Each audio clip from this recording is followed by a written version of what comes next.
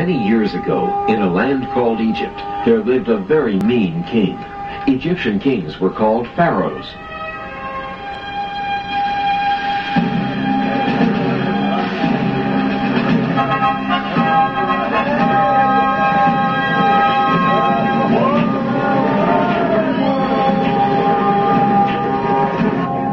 The story begins with the Egyptian pharaoh ordering the deaths of all Hebrew baby boys.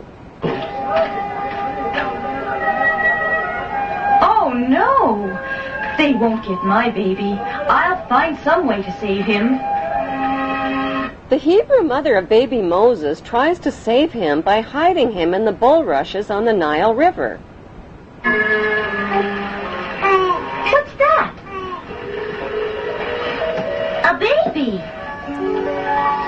When baby Moses is found by the princess daughter of the Egyptian pharaoh, the princess decides to raise him as her own son.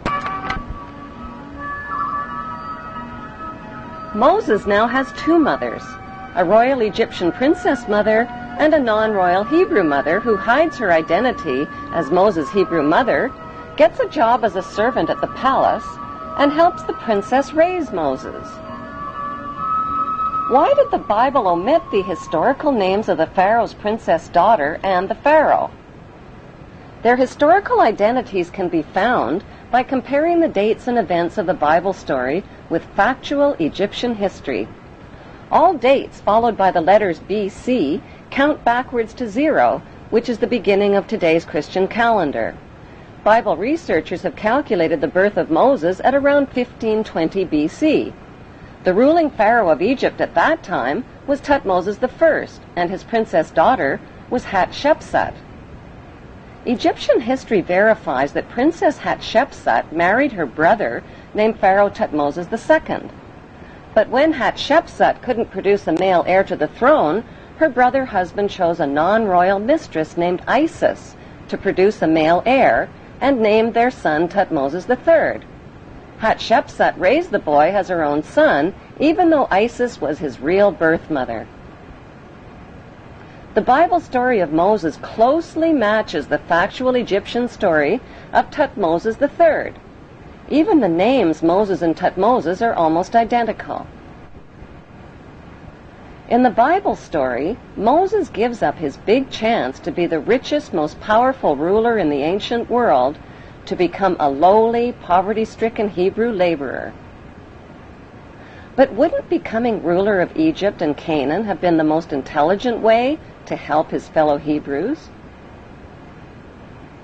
The historical facts show that's exactly what Thutmose III did. Once he grew up to become Pharaoh of Egypt, Thutmose III organized military campaigns with his mighty armies and chariots and defeated the enemies of the Hebrew Hyksos who had settled in Canaan.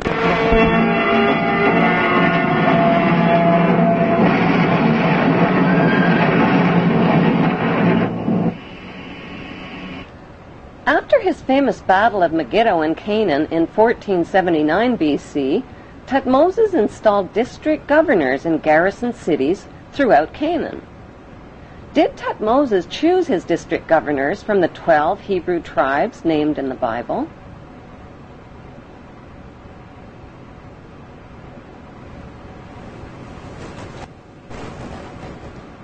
Is it just a coincidence that today's Temple of Isis, located on the Isle of Philae in Egypt, has the same name as Thutmose's mother?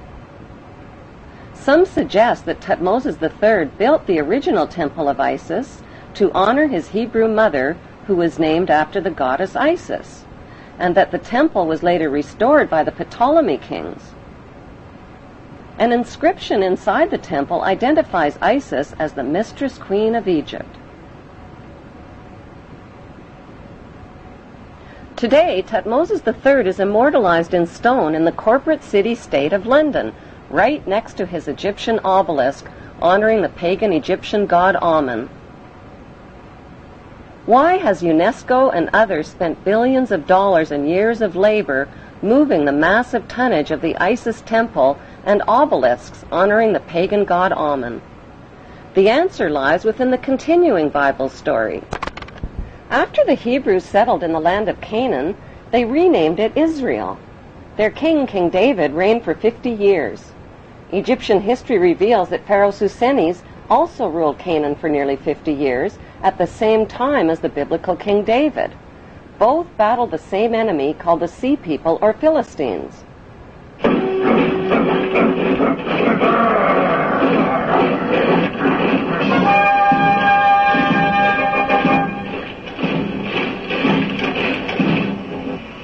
Both King David and Pharaoh Susenes had sons with almost identical names, Solomon and Simon.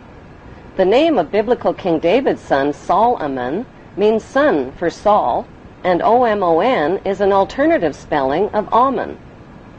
The name of Pharaoh Susenes' son, Simon, means son of Ammon. Simon and Solomon reigned at exactly the same time and fought the same enemies in Canaan called the Mitanni, the Hittites, and the Philistines. Pharaoh Simon's documented battle with the Philistines in Palestine and his capture of the Canaan city of Gezer clearly proves an ancient alliance between the Egyptians and the Hebrews.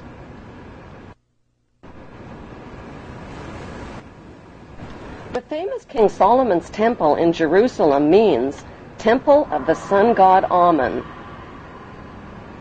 According to the Talmud, King Solomon used the dark power of his magic ring to conjure up demons to help him build his temple.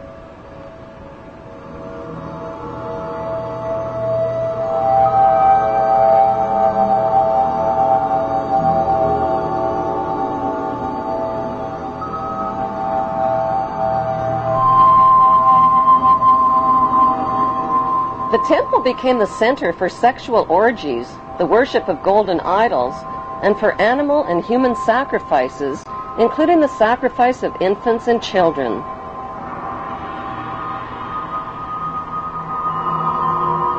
The biblical Ark of the Covenant was stored inside King Solomon's temple. The Ark had 4 gold rings built into its 4 corners, each representing the 4 corners of the earth over which descendants of the biblical Abraham are destined to rule. Since archaeologists claim the biblical King Solomon was no more real than the evil wizard Saruman from the movie Lord of the Rings, who built King Solomon's temple?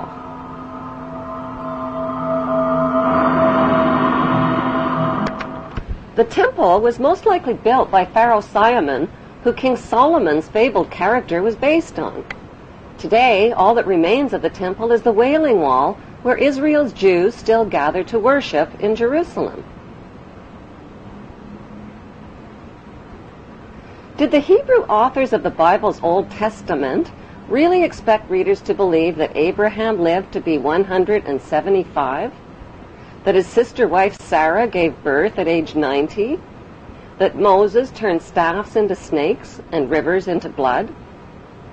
Why did the Hebrew authors of the Bible omit all of the important historical names of Egyptian pharaohs? Why did they mix up historical fact with myths and legends? The big question is, what did they have to hide? Researchers of both Bible and Egyptian history have concluded that the Hebrew authors of the Bible covered up the fact that the Hebrews and the Egyptians shared the same royal bloodline. But why? Why the cover-up? Because after the Egyptian people forced the Hebrew Hyksos kings out of Egypt, the only way the Hebrews could continue ruling Egypt was to hide their Hebrew identity from the Egyptian people. They did that by changing their Hebrew names to Egyptian names and intermarrying with Egyptian royalty, just like the biblical Joseph did. By hiding their Hebrew identity, the Hebrews continued to rule Egypt secretly as Egyptian royalty. They worshipped Egyptian gods, followed Egyptian laws, and violated Jewish Hebrew laws. This meant they had to hide their Hebrew identity not just from the Egyptian people, but from the Hebrew people as well. They had to keep their royal Hebrew Egyptian identity and their worship of Ammon hidden within royal power circles and secret societies, just as they have done to this day. The world's biggest and best-kept secret is that the descendants of the Hebrew pharaohs of Egypt have ruled throughout history. Over the millennia, they have left oceans of blood in their wake. They have murdered, cheated, slaughtered, robbed, colonized, and enslaved to fulfill their biblical covenants for an eternal throne and one world empire.